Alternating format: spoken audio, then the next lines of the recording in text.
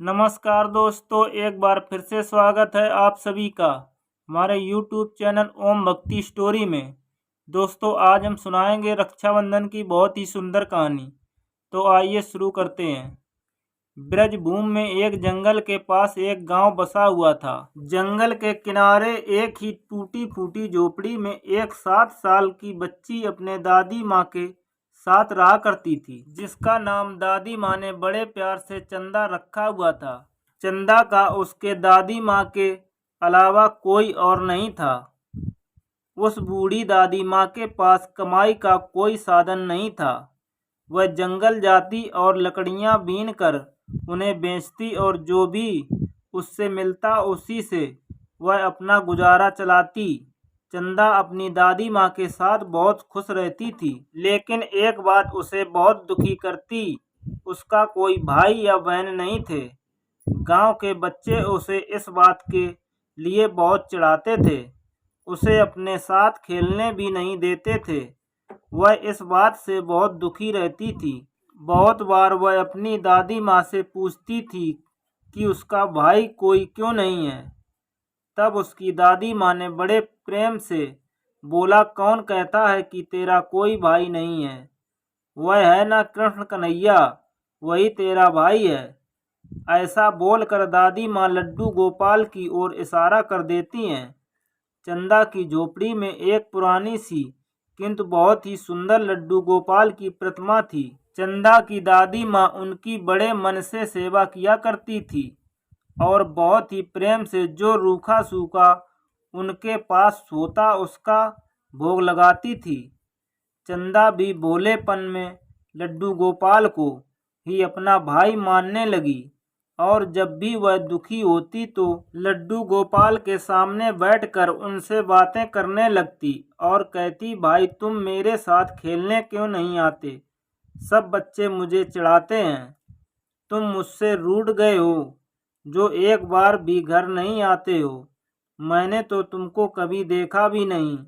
अपनी बात कल्पनाओं में खोई चंदा लड्डू गोपाल से अपने मन का सारा दुख कह देती। चंदा का प्रेम निश्चल था। वह अपने भाई को पुकारती थी। उसके प्रेम के आगे भगवान भी नतमस्तक हो जाते थे, किंतु उन्होंने कभी कोई जवाब नहीं दिया। एक दिन चंदा ने अपनी दादी माँ से पूछा, दादी माँ मेरे भाई घर क्यों नहीं आते? वह कहाँ रहते हैं? तब दादी माँ ने उसको टालने के लिए कहा, तेरा भाई जंगल में रहता है, एक दिन वह जरूर आएगा।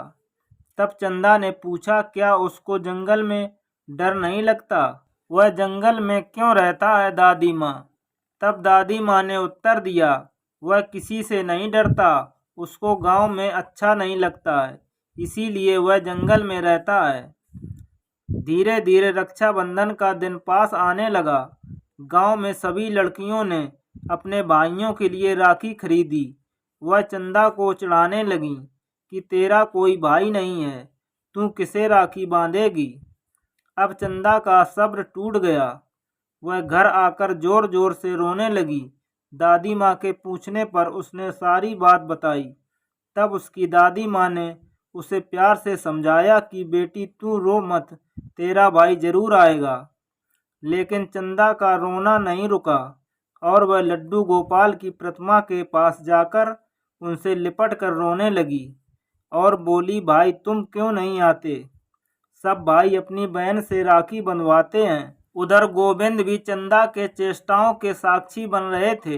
रोते रोते चंदा को याद आया कि दादी माँ ने कहा था कि भाई जंगल में रहता है।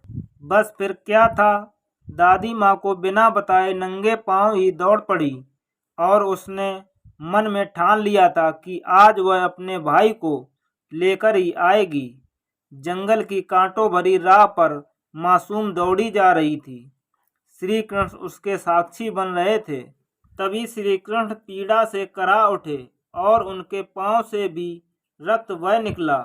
आखिर वो भी क्यों न श्री हरि का कोई भक्त पीड़ा में हो और भगवान को पीड़ा न हो, ऐसा कैसे संभव है? जंगल में नन्ही चंदा के पांव में कांटा लगा तो भगवान भी पीड़ा से करा उठे।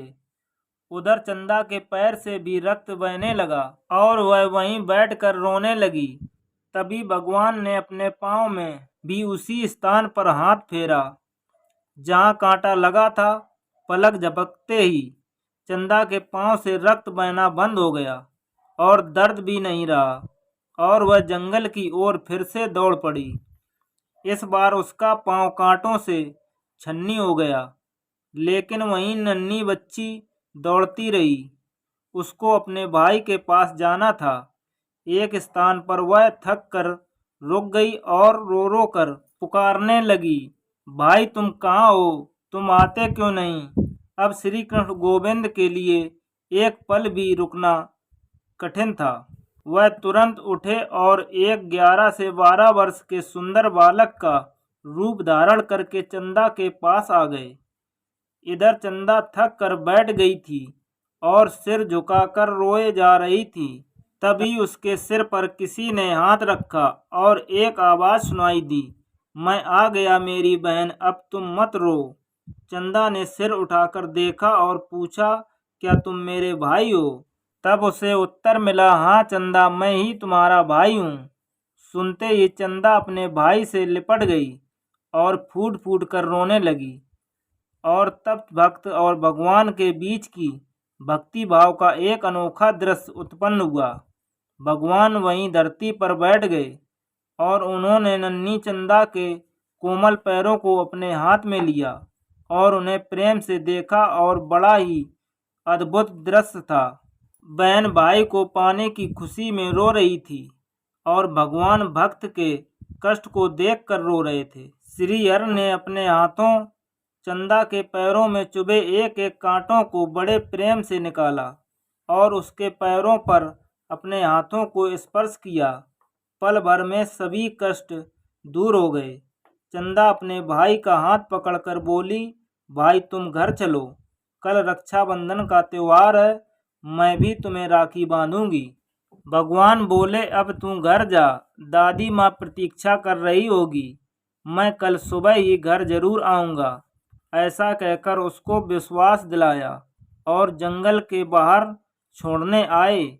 चंदा बहुत प्रसन्न थी और उसकी सारी चिंताएं मिट गई थीं।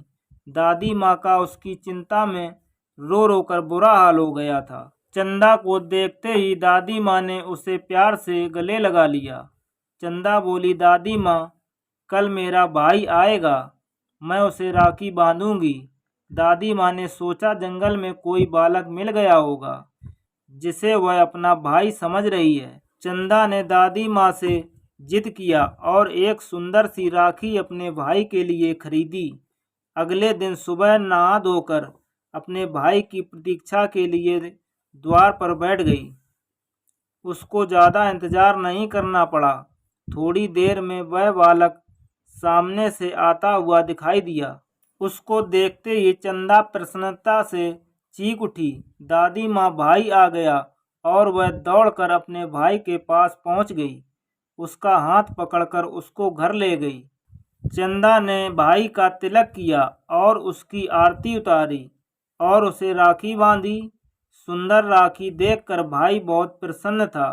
भाई के रूप में भगवान उसके प्रेम को देखकर विभोर हो गए। अब बारी उनकी थी। भाई ने अपने साथ लाए हुए झोले को खोला तो उसमें खुशियों का अंबार था। सुंदर कपड़े, मिठाई, खिलौने और बहुत कुछ। चंदा को मानो पंख लग गए थे। उनकी प्रसन्नता का ठिकाना नहीं था। कुछ समय साथ रहने के बाद बालक बोला, अब मुझको जंगल वापस जाना है। चंदा उदास हो गई। तब भाई बोला, तू उदास मत हो, आज से मैं तुझसे रोज मिलने आऊँगा। उधर दादी माँ हैरान थी कि यह बालक कौन है। भाई के जाने के बाद जब चंदा घर में वापस लौटी तो एकदम ठिठक गई। उसकी बांधी हुई राखी लड्डू गोपाल की प्रतिमा पर थी। उसके हाथों पर भी वही राखी बंधी हुई थी जो उसने अपने भाई को बांधी थी। उसने यह देखकर दादी माँ को बुलाया। दादी माँ भी आश्चर्यचकित रह गईं। दादी माँ ने भी बचपन से कृष्ण की भक्ति करी थी। वह तुरंत जान गईं कि वह बालक कोई और नहीं, श्याम हरि थे। और उनके चरणों में गिरकर बोली, छलिया जीवन भर तूने छला, अंत आया तो भी छलकर चले गए। वह चंदा से बोली, अरे वह बालक कोई और नहीं, तेरा यह भाई था। यह सुनकर चंदा भगवान की प्रतिमा से लिपट कर रोने लगी। चंदा बोली, भाई तुम यहीं तो हो, सामने क्यों नहीं आते। दादी और पोती का निर्मल प्रेम ऐसा था कि भगवान फिर से प्रकट हो गए और बोले, चंदा हाँ मैं ही तुम्हारा भाई हूँ। तुमने मुझको पुकारा तो मुझे आना पड़ा, और मैं कैसे नहीं आता। जो लोग ढोंग दिखावा पाखंड रचते हैं, मैं उनसे दूर रहता हूँ, किंतु जब कोई सच्चा भक्त मुझे प्रेम से पुकारता है तो मुझे आना ही पड़ता है। भगवान और भक्त की प्रेम लीला चल रही थी। दादी भी तो भगवान में लीन हो गई थीं, और उसके बाद चंदा और उसकी दादी माँ को गांव में किसी ने नहीं देखा। कोई नहीं जान पाया आखिर दादी पोती कहाँ चली गईं। प्रभु की लीला प्रभु जाने। दोस्तों, अगर आपको यह धार्मिक कहानी पसंद आई हो तो प्लीज़ हमारे चैनल को सब्सक्राइब करें, वीडियो को लाइक करें और एक प्यारा सा कमेंट और वीडियो को ज़्यादा से ज़्यादा शेयर करें। धन्यवाद।